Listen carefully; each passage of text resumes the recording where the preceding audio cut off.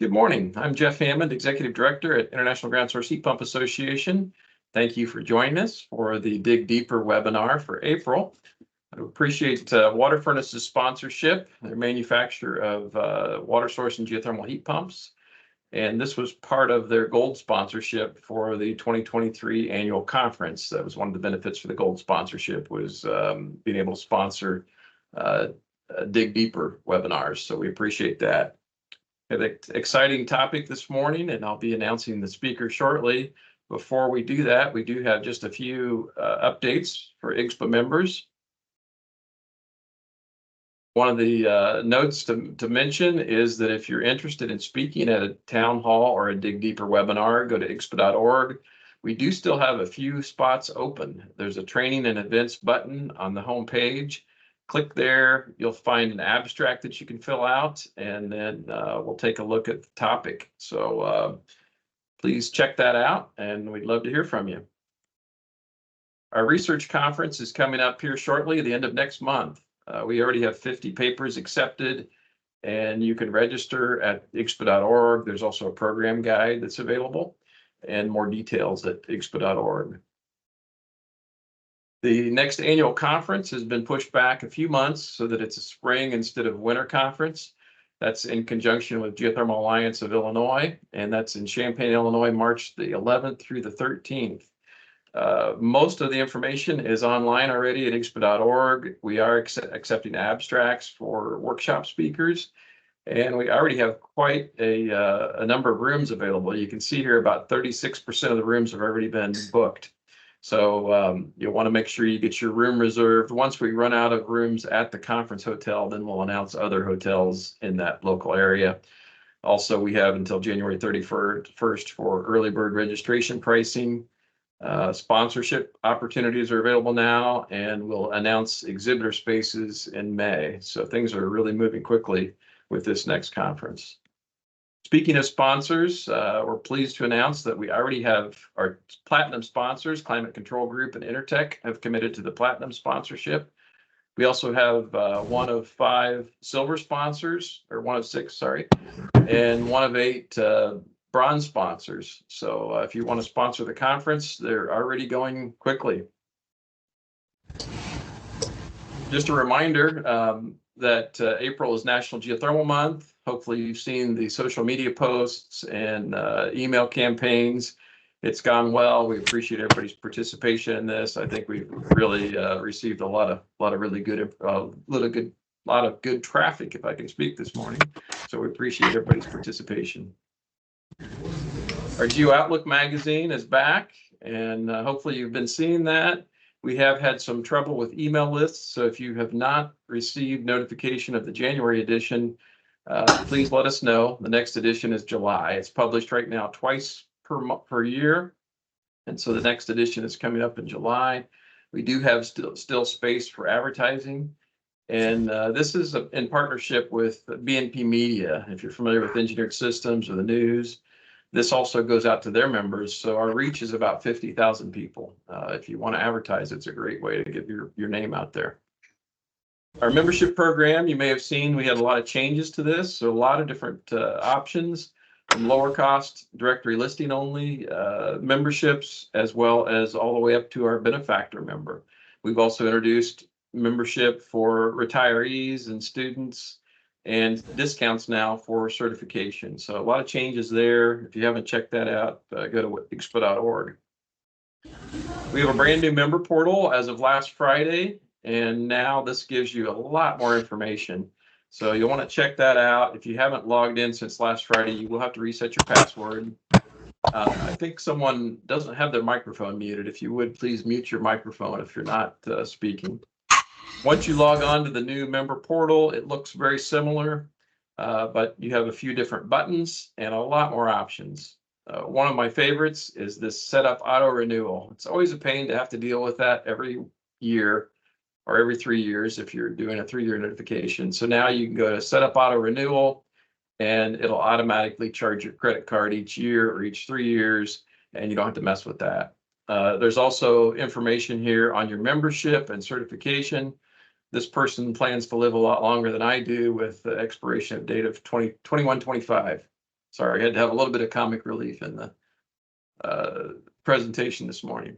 And certification information, this will tell you when your certification expires. So this is all new as well, and you can renew online. If you're watching this as a recording, you can get CEUs, or if you're watching live, you can get CEUs. If you're watching live, please make sure in the chat that you include your name and email, and we'll record that for you. If you can't access the chat, then you can use the Q&A.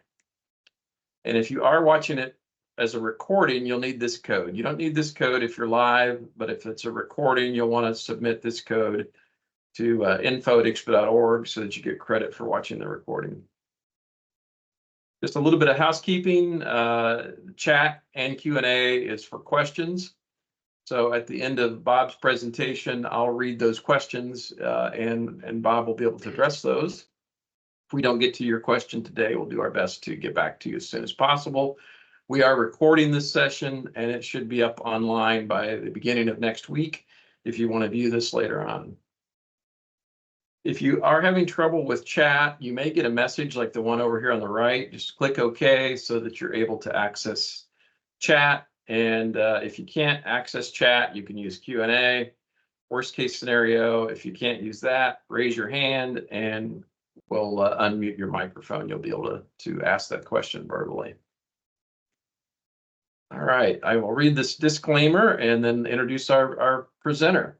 The upcoming presentation represents the opinion of the presenter and does not represent any official position, opinion, or endorsement of any products or services by IGSPA or its members.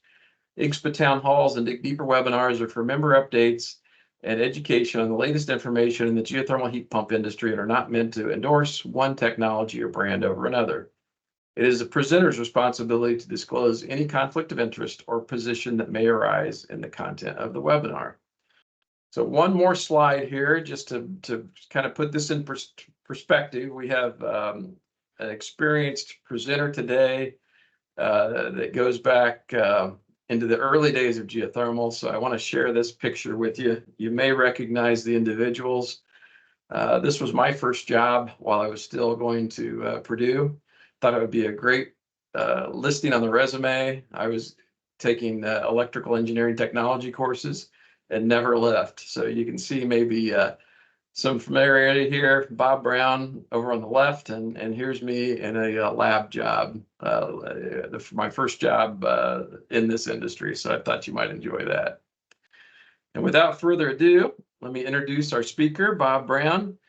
He received his BS in physics from Ball State University and has been active in the geothermal industry since 1981. In the early years, Bob designed and sold solar-assisted geothermal heat pump systems. In 1985, he began an 11-year tenure at the newly formed WaterFurnace International and led a variety of areas, including design and manufacturing engineering, application, software, and training program development. Later, he directed the Advanced Development Group and was responsible for research and new product development activities. After an 8-year stint at Climate Master, where his responsibility included application, software, and new product development, he returned to WaterFurnace in 2004. Bob is now responsible for all product development and research of the company. He has been active on many ASHRAE, ISO, AHRI, and CSA technical committees, has been a frequent speaker in the geothermal industry. So with that, I'm pleased to announce Bob Brown, and I thank WaterFurnace for their sponsorship. Over to you, Bob. Thank you so much. Thanks, Jeff. We go back a little ways. As you can tell, most of the hair has left, and what's left is gray now. So that's the result of the geo industry for 40-some years. But we'll go ahead and get started and get right into the very fun topic of the new low GWP refrigerants. So the real issue we have here is that the global warming and decarbonization goals were really set because 80% of the issue really comes from carbon dioxide. And CO2 is really the main focus of most of what's happening to try and limit global warming. So what's driving the change? Some of you have been in business a while too, and you may go back to 1987 and remember the ozone depletion, and maybe you forgot why we switched refrigerants back then. Around the turn of the century, around 2000, and then eventually I think it ended in 2005, we switched from R22 to 410A. And of course, that was for the ozone depletion, and we got rid of chlorines out of the refrigerants. Well, of course, now we have, the global warming potential, GWP, and the Kigali Agreement, and we're doing phase down of HFCs to try and limit carbon and CO2. So kind of the same thing, but for different reasons. And maybe you forgot about ozone, but that's what started all of that back then. So what is global warming potential? Well, the GWP is referred to it as a measure of how much heat a greenhouse gas traps in the atmosphere. It is actually defined. If you see a GWP rating, a lot of times you'll see something at the end that'll say GWP 676, and then at the very end it'll say AR6. That AR6 means that it's the sixth edition of the global warming report, and how it, does it measure 100 years, 20 years? And those numbers are always fluctuating, it seems like, a little bit here and there. But generally, we're looking for GWP less than 700. And as you can see on the right-hand side, 410A is at 1924. It may surprise you that R22 is actually lower than 410A and GWP, but we made the switch from 22 to 410A for ozone. And of course, now we're looking at the two that are shown there, R32 and 454B are 677 and 466 respectively there. So we've actually switched those. Sorry about that animation. I thought I had turned that off, but apparently not. So what is an A2L? And of course, that's kind of been the buzz phrase. Everybody's calling them A2Ls, and people are wondering, what does that really mean? Well, effectively, ASHRAE 34 refrigerant classification is the table you see there on the left. And the A stands for the lower toxicity level, and B stands for higher toxicity. It just so happens that practically all of our refrigerants for the past 50, 60, 70 years have been A1s. So we've never really had to worry about any of the other numbers. But of course, now propane would be an A3. Isobutane that are in a lot of the refrigerators you're purchasing now is an A3. It just so happens that if you get an A3 that's highly flammable and you've only got 7 or 9 ounces in your refrigerator, they don't really worry about it too much in those volumes. But clearly an A3 in our volume would be an issue, and so we can't do A3s. But they've created a new grouping called A2L, which are lower flammability A2s. And most of the refrigerants we have that we're dealing with now, which are HFOs, kind of blends of HFOs, fall into that category. So that's where the A2L comes from.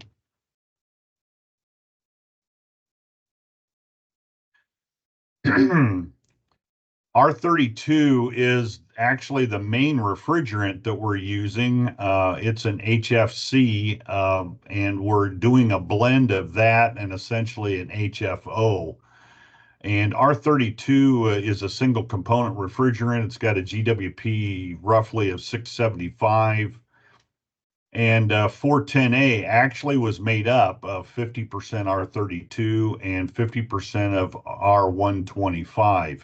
Those two refrigerants in equal parts actually comes up with 410A and performed pretty well for us for the past 25 years.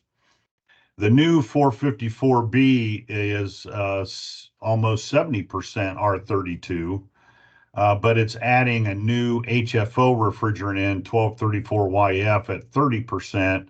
And that 1234YF is also flammable, slightly flammable. And so the combination of those two together make this new refrigerant part of that A2L, where 410A, even though it's got 50% R32, which is an A2L, the 125 at 50% deemed that as an A1, so it was not flammable. So that's kind of the issue that's happened there. For the GWP values of the refrigerants, this is kind of a complicated chart, but it has a lot of information on it. So the red refrigerant dots are flammable, highly flammable A3s. The yellow dots are A2Ls, and the gray dots are A1s, non-flammable. And you can see that there's a kind of a curvy red line in the center here that actually shows the flammability line. So all the refrigerants we've used in the past history, most of them have been up here in A1's territory. And now we're venturing down below that red line into what is the semi-flammable kind of an A2L range. And then also ultimately down here where you see some reds of A3s that are flammable. And then of course you got GWP on the left-hand scale. So what's happening is we're going full with GWPs that are below the 700 level, and you can kind of see that's where we're headed here with R32, 452B and 454B are both in this range here. And there's a few other probably less common refrigerants also in that range. So for us to get below 300 GWP, there aren't a lot of choices for us, especially in our particular use for air conditioning. And to get below 10, which is generally referred to as natural refrigerants, R290 is propane. You can see that we've got CO2 at 744, R744, and you got 600A, which is basically water, so or 1234 ZE and YF, which are used in automotive. Those are slightly flammable, but most of them, the only one that really works for our particular density, so to speak, which is a horizontal axis here, is 290, which is propane, and obviously that's going to cause some issues with building codes and those sort of things. So to go beyond where we're at is going to be an issue. Here's another way of looking at that complicated chart, and that is looking at what refrigerants work with scrolls and rotary compressors for air conditioning, what works with centrifugal chillers, and maybe the semi-hermetics. And we just don't have a lot of options once we get out of the 454B for low GWP. And so our next step after this is going to be probably interesting. And not very well planned. We just don't really have a plan beyond that to get down below that. About all we could do is move into this green area, which is propane and maybe some other unusual refrigerants possibly, but right now they're not very attractive for us. There's also talk that this move is going to happen in around 2036, as you see in that year. The state of New York just floated 2028 for this move, which may be a surprise, especially if you live in the state of New York. So there's some very aggressive legislative or regulatory people, I should say, that are working on even the next step, and we haven't quite made this one yet. So the impact of lowering GWP has got some complication to it. So you've got to now trade off the GWP with the efficiency, with the flammability, and of course, cost is in all of those things. And so there are some issues that we've got to work through with this transition. So in the past, prior to 2010, CFCs were the norm. R12, R22, all of those refrigerants that probably most of you grew up with in R12 and refrigerators and R22 in your air conditioner. We made the transition beginning in 2000, and then it ended roughly in 2010. where R22 disappeared and we moved to 410A. And that transition, because of the ozone depletion, was complete. Now we're doing the transition here for reduced GWP, and that transition obviously is happening here in these 2 or 3 years coming up, or we're actually in the middle of it if you count window air conditioners and refrigerators. And then we're eventually going to have to move probably to the naturals or something much lower, less than 10.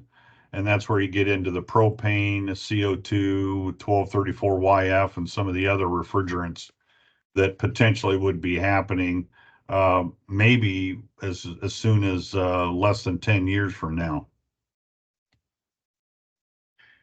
By product impact, you can see that water source heat pumps, for this initial step, we're probably all going to be going with 454B. Most of the unitary product will be 454B, with a lot of the multi-splits and VRF retaining R32, which is what you see up here with what we call some of that unitary, and certainly the VRF will go with R32, and I'll explain that in a minute. Chillers are going to use a little bit of everything. Some of the chiller guys are converting to R32. Most of the scroll equipment is probably going to be 454B with a few R32s. The one that's not on here is 513. Yeah, there's 513, I guess I should say. 513A is the 134A replacement. So you see that there. It's got a benefit that it's not flammable. And so some of the bigger chillers are going to be using that.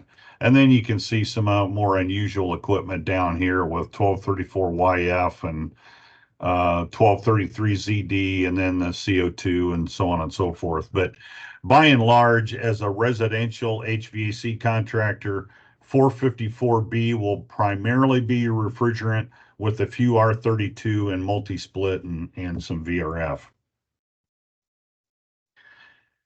So where did water source heat pump alternative refrigerant assessment begin? And this goes back to our testing we began, I think, in 2014. So good grief, it's been 10 years that we started. And you can see 410A is the top up there, and you can see that the blend is an HFC blend between R32 and 125 at 50/50, and it had an AR of 4 GWP around 2100. And so we tested 452B, 454B, and 447, which is kind of an unusual one, and then R32. And you can see the GWP of those refrigerants are all generally less than 700, but they're different blends, with the exception of R32, which is a pure refrigerant. They're different blends and supported by Chemours or Honeywell as different manufacturers. And the efficiency that we got out of them, 452 actually won at 105% efficiency generally, and 454B was number 2. And we had R32 and the others kind of falling behind as compared to 410A. So I'll kind of show you efficiency as we move on here. There's a little section on that. But before we get into that, I want to talk about the regulatory environment. Internationally, the Montreal Protocol phased us out of R22, and then we get into the Kigali Agreement. And we've actually signed on to the Kigali Agreement in the U.S. Just not that long ago, September of 2022.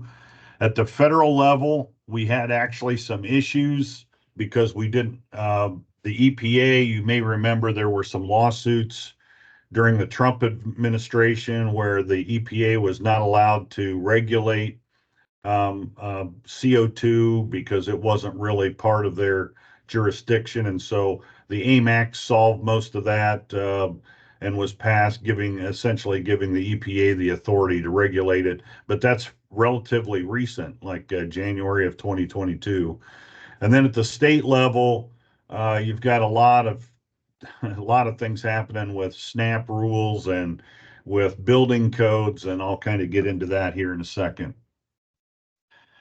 From a Europe perspective, they have something called F-gas, which regulates the volume of the refrigerant used, and they are well into the F-gas and have actually regulated all of the new refrigerants in here a couple of years ahead of us. They do use propane, but they're allowed 500 grams, and most of that product is outdoor only equipment. And if you're not familiar with the European world, they do a lot of hydronic heating, and therefore they can do an air to water heat pump that sits outside, and they can put 500 grams of propane in there, and that has been the hottest segment for their heat pumps. They're raising another issue with something you may have heard about called PFAS, and they're lingering chemicals that show up in HFOs. And so now they're actively getting rid of HFOs already in Europe because of PFAS. Luckily, in the US, we have excluded refrigerants from the PFAS legislation so far. So hopefully that will not dominate our switchover. But in Asia, obviously, there's a lot of things happening with VRF and mini splits because of their domination. R32 is used a lot in Asia. Japan has used A2Ls and R32 for more than 3 years, and they really don't do any mitigation. And so a lot of people are saying, well, look, they haven't had any issues. Why are we jumping through all these hoops with, with the slightly flammable stuff when Japan has had zero issues? So a lot of things happening there that we could look for and maybe learn from. VRF products do not operate well with glide, and so therefore R32, which doesn't have any glide because it's a pure refrigerant, will dominate here, and I'll talk about what that glide is and means here in a couple of slides. In the US, we've been obviously looking for a 410A replacement for a long time, something less than 700. And as I said, we kind of looked through all the refrigerants, and although 454B was not the highest performer, it was the number 2 performer, but it had the lowest GWP rating at 460, so that one was selected.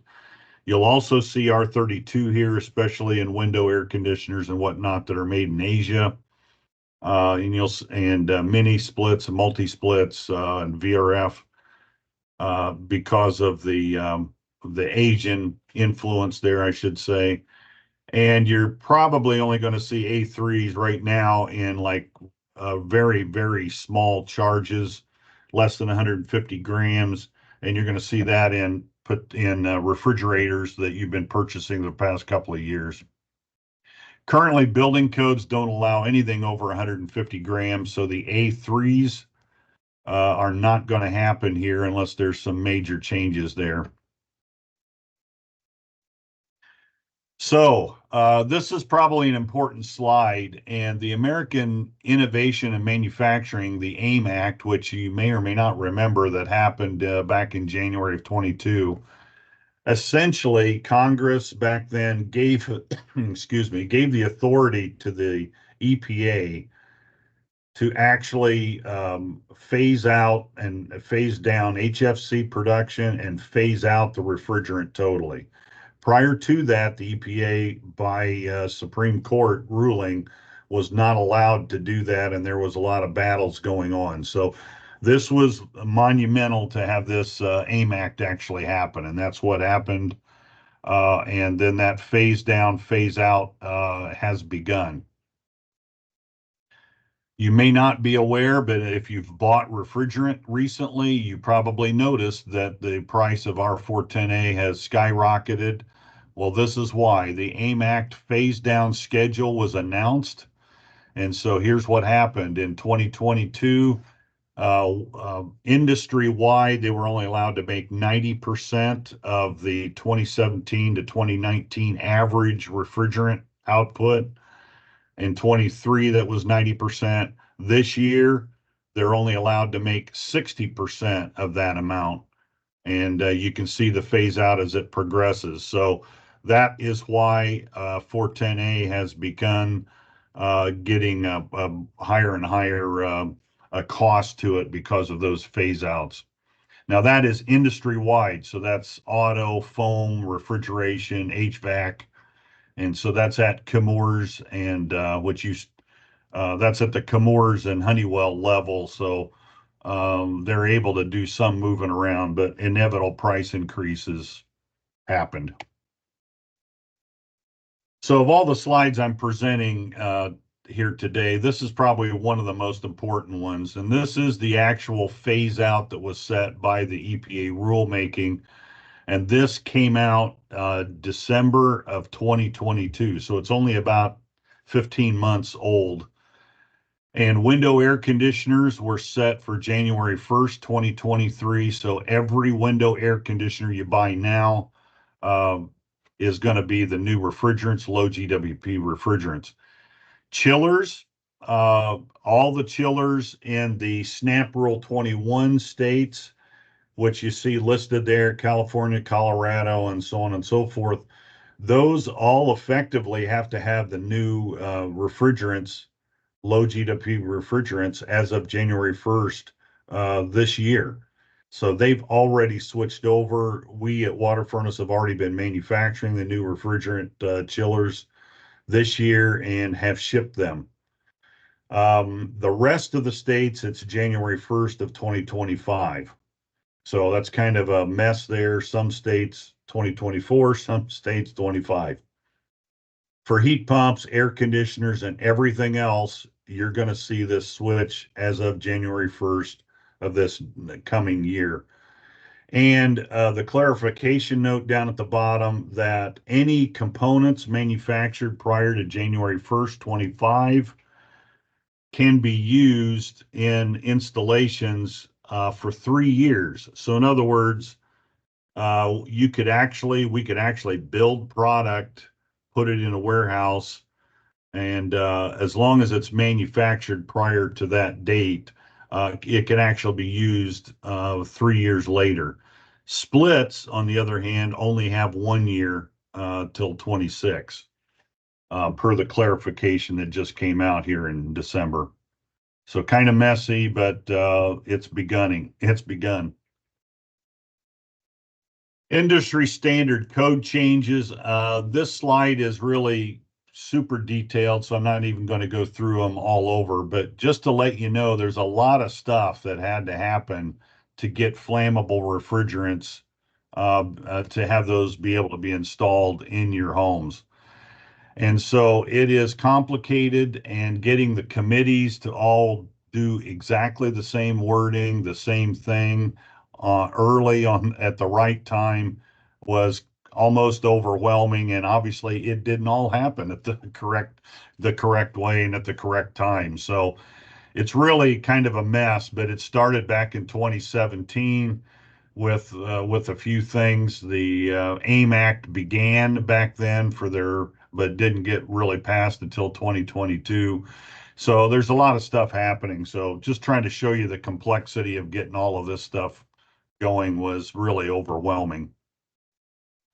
But here are the 4 big steps that really happened for the HVAC industry. ASHRAE 34 is the classification of refrigerants. That's the standard that used to tell you what color the refrigerant canisters and that sort of thing had to be and all of that. By the way, those colors have all changed. And now there's so many colors out there now, they decided to get rid of the colors and they just have to have flammable on the label and a big label of what the refrigerant is. So they kind of abandoned the colors. But ASHRAE 34 was completed back in 2017, so that went well. ASHRAE 15 is another standard that deals with the application of refrigerants. ASHRAE 15 is probably more noted for its mechanical rooms in commercial buildings. If you have an ASHRAE 15 room, it deals with how to keep the toxic level of refrigerants and the flammability in a mechanical room for like a large chiller, that kind of thing. But it also deals with some other things. It also had some residential details in it, but 15.2 is a brand new standard that deals totally with residential, and I'm going to talk about that here in a second because that could affect you. UL 60335-2-40 is the equipment design standard that WaterFurnace and all the manufacturers have to deal with and design the product to. And then, of course, you have your state building codes. So all this stuff is in flux, and you can see the dates are getting right up to the end of the end of the shut off period and sunset period. So it's pretty close. The building code battle has been massive. And again, there's a lot of detail here, but I'm not going to go through everything on here. But some states are IAPMO, some states are ICC.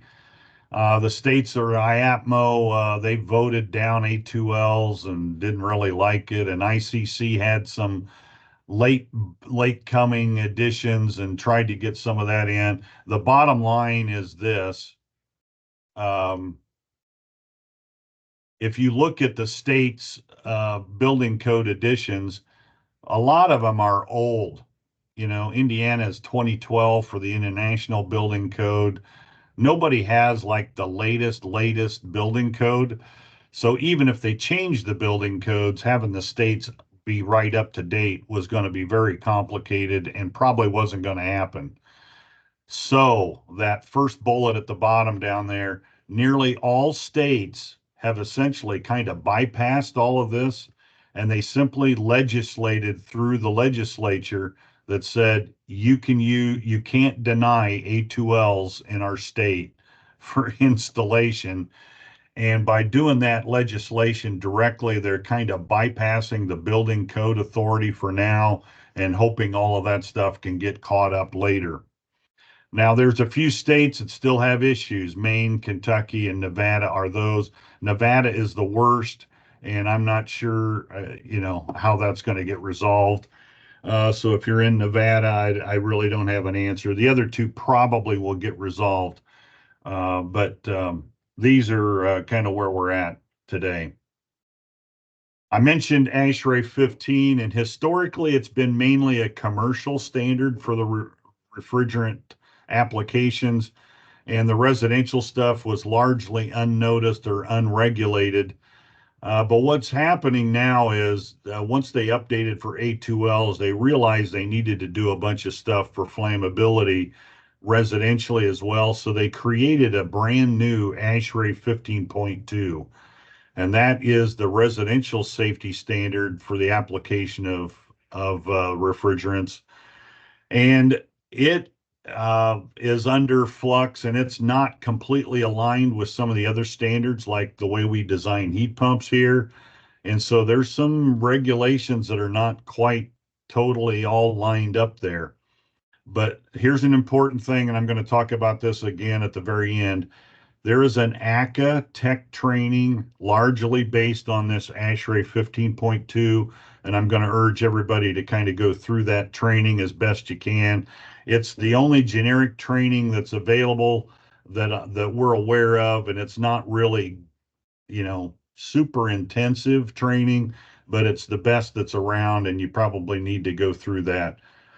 Potentially, the states and the code authorities might use ASHRAE 15.2 residentially. And so I guess I'm just kind of cautioning you. I'm not sure how it's going to be dealt with at local levels. There could be a surprise there for you. 60335-2-40 is how we build our product, not only us, but also the air source heat pumps and gas furnaces and all of that. And currently, the latest edition does have all of the A2L stuff in it, and it is pretty much cleaned up. And so we are building our product with a standard that is reasonably clean and available. But that fourth edition is what we're building our product to. My big concern is I'm not really sure how the local inspectors, like if you have a city who is really anal about inspecting product to a particular book. I don't know what the inspector's book is actually going to say about A2Ls. So he could come out to the job site, open up his code book, and it doesn't even allow A2Ls, even though the state has, legislated.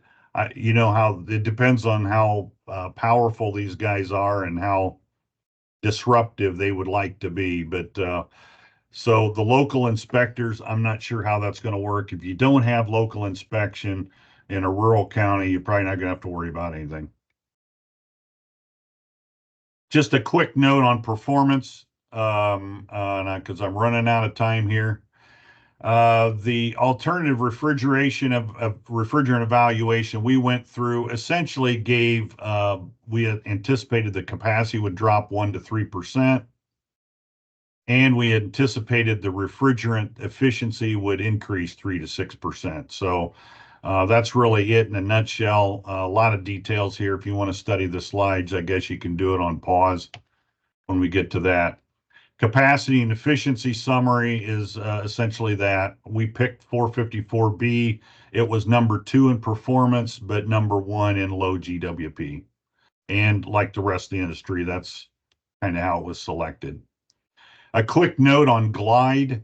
Glide in a refrigerant is when the refrigerant boils at 2 different temperatures because there's 2 different components. So in other words, to use a water analogy, if you had a bucket of water and you could boil that water from a liquid into a gas, it would boil at, let's say, 210 degrees. And then if you condensed steam down to water and it would condense back down, you would have that happen at 212 degrees. That happens at 2 different temperatures. You kind of end up with what they call glide. And the only thing that's important about glide is it's been in 410A, but it's only been about 0.2 of a degree Fahrenheit. 454B has a 2-degree Fahrenheit glide, and that's probably going to be that's an issue for VRF. So that's why you see them sticking with R32. And I'll probably go ahead and just pass on this slide here, but reiterating that on R32. So how are we going to implement A2Ls? Well, the safety standards of UL 1995 was completed on all of our products, and we have to go to a whole new standard. So every manufacturer is not only redesigning product, but going through a whole new standard.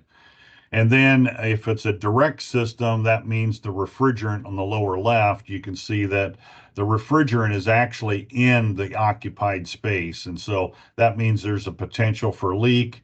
And if it's a flammable refrigerant, then you've got the potential for a safety hazard or an issue if it does leak into that space. And that affects essentially everybody, air conditioners, rooftop units, self-contained, and of course, water source and geothermal heat pumps. There's some new terms.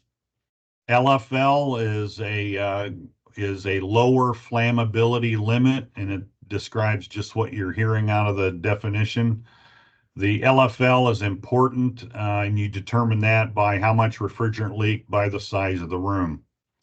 RDS is the refrigerant detection system. And if the units are required, they'll have a refrigerant detection system that'll sense that leak. And enhanced tightness refrigeration circuits are tighter circuits that have more scrutiny, and you may see that specifically on air source heat pumps.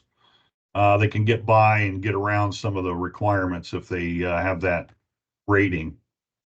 Mitigation is a new term in this environment, and mitigation simply means once a leak happens, the refrigerant is the safety is improved, and the leak is mitigated by venting either through ductwork to a much larger area, deeming it non-flammable, or venting it directly outside, which obviously if it's outside, it's not going to be flammable because it's going to mix into a much larger air mass. And then finally, releasable charge. If you have a leak, how much refrigerant can come out of that particular area of the refrigerant circuit. So if you employ solenoid valves or that sort of thing, that if you sense a leak, you can shut the valves down. You can isolate refrigerant in parts of your refrigerant circuit, and then your releasable charge is a lower amount of refrigerant, which could also get you around some of the requirements on the standards. So here's another important slide. Here are the mitigation requirements we as manufacturers have available to us. Number one is if we can get the refrigerant charge less than 64 ounces in the unit, we don't have to do anything. 64 ounces is deemed essentially no mitigation or a sensor or anything. And so what you'll see is most of our product will probably fall under this. You run into the 64 ounce limit generally in the 4 ton to 5 ton range. So anything that has a refrigerant circuit bigger than that, you'll probably see mitigation in an RDS sensor on that. One of the other issues, if you don't want to do that, you could also, if you don't want to do something unique, you can actually just have the fan on continuous speed all the time. And that gives you some freedom to not have a sensor or anything special. You just keep the fan on. That really doesn't work great in cooling in the South, but it may be used by some manufacturers to get around it. Number three, if you put a RDS sensor and maybe some solenoids, you can do that releasable charge and get it under 64 ounces in each area. And then again, you kind of can solve a problem there as well. And then finally, an RDS sensor and a ventilation circulation fan that goes to the outside or into a much larger room. So those are your four options that we can work with.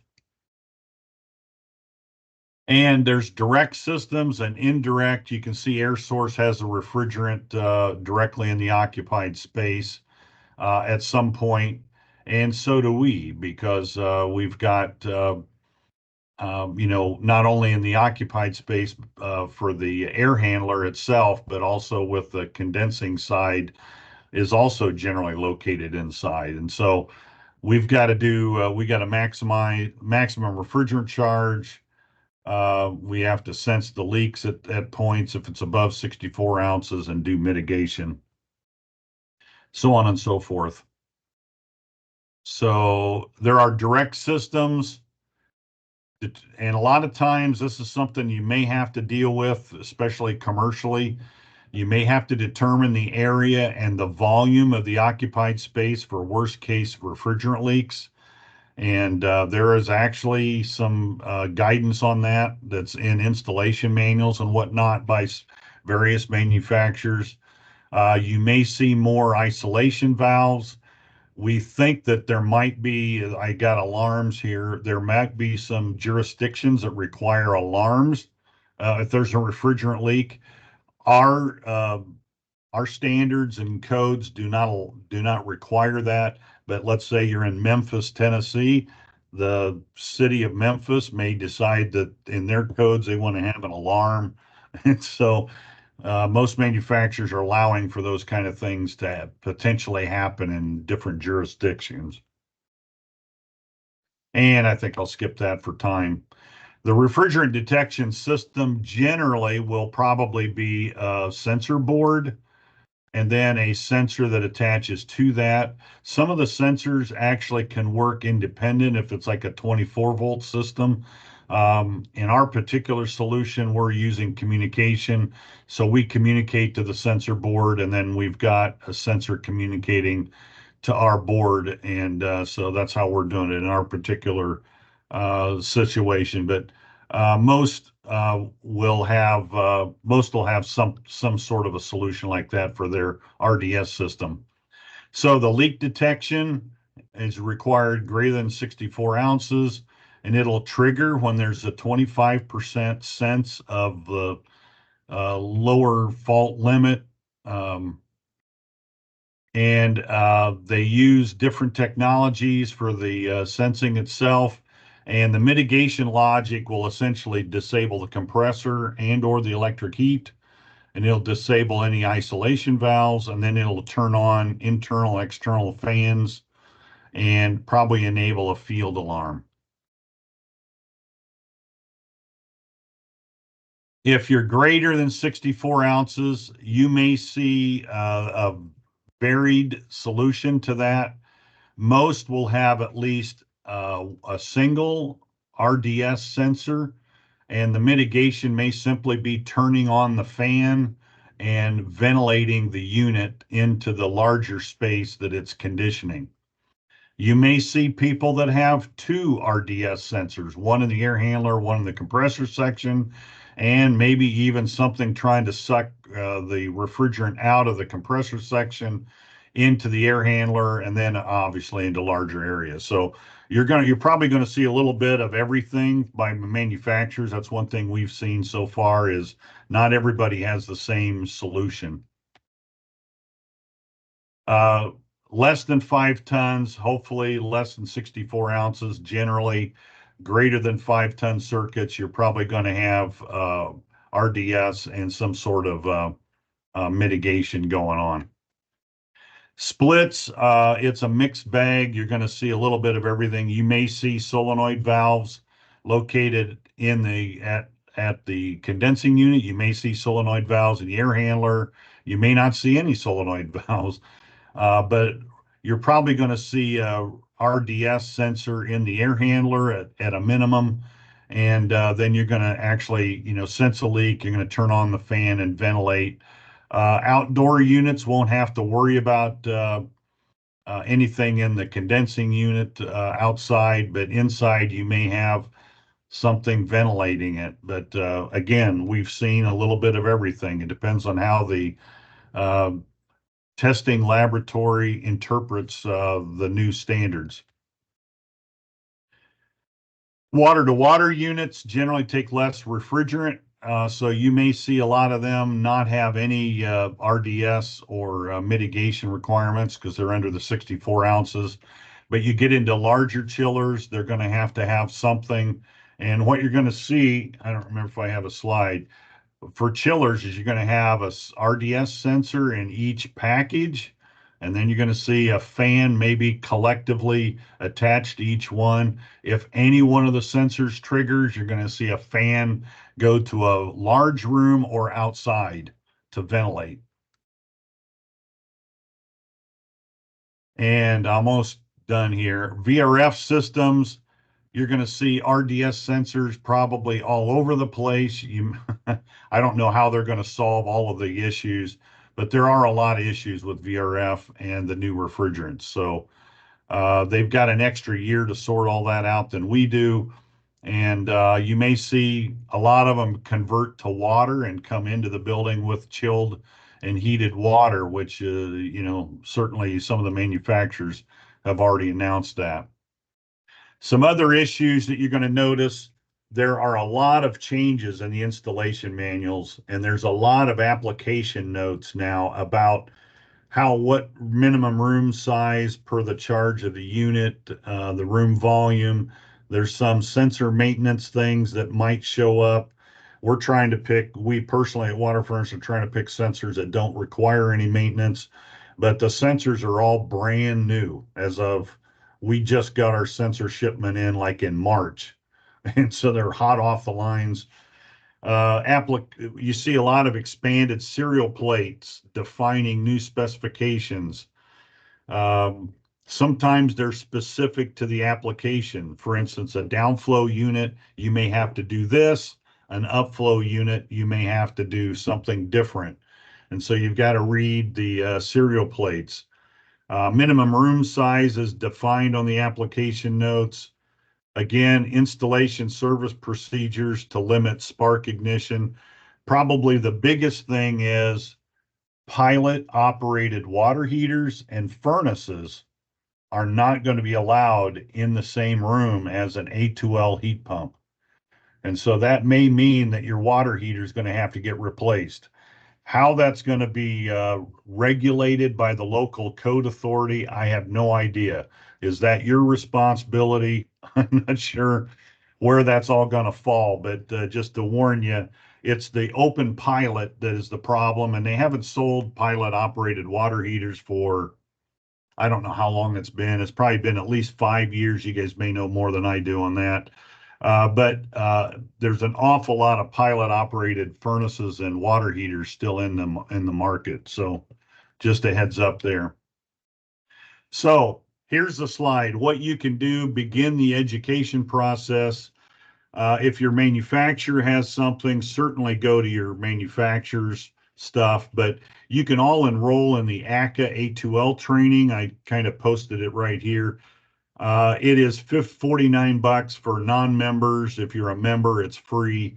And it's not God's gift to training, but it's a place to start. And it essentially goes through that ASHRAE 15.2, the application of refrigerants, and it gives you some basis to start with.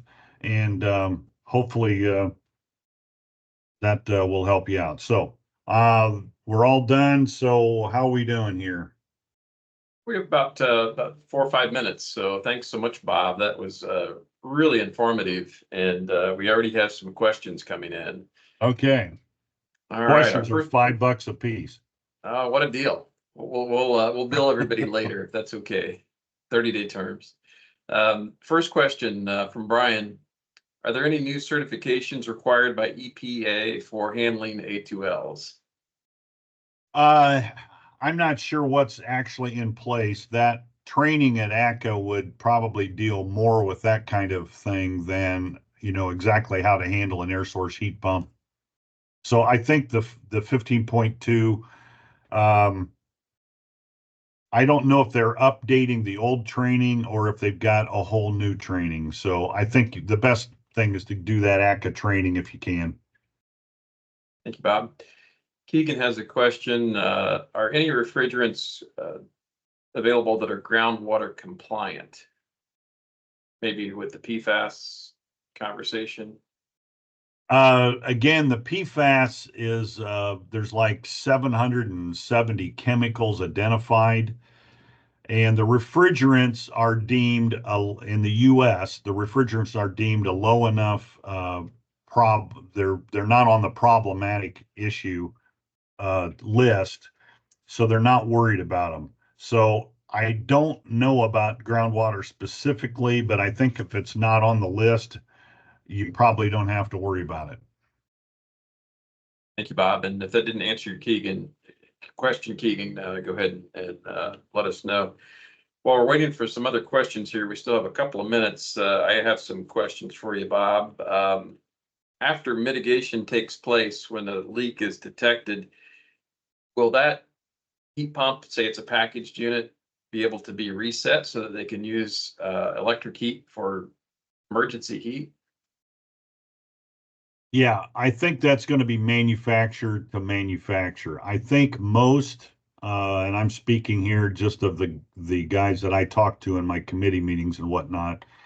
Most of the manufacturers are doing this, what I'd call automatically. It's kind of like, think of it like low voltage, like most people handle low voltage. If the unit experiences low voltage, the unit just kind of goes to sleep and then it wakes up when the voltage comes back. In this scenario, if the leak occurs and it senses the leak, it shuts off any heating.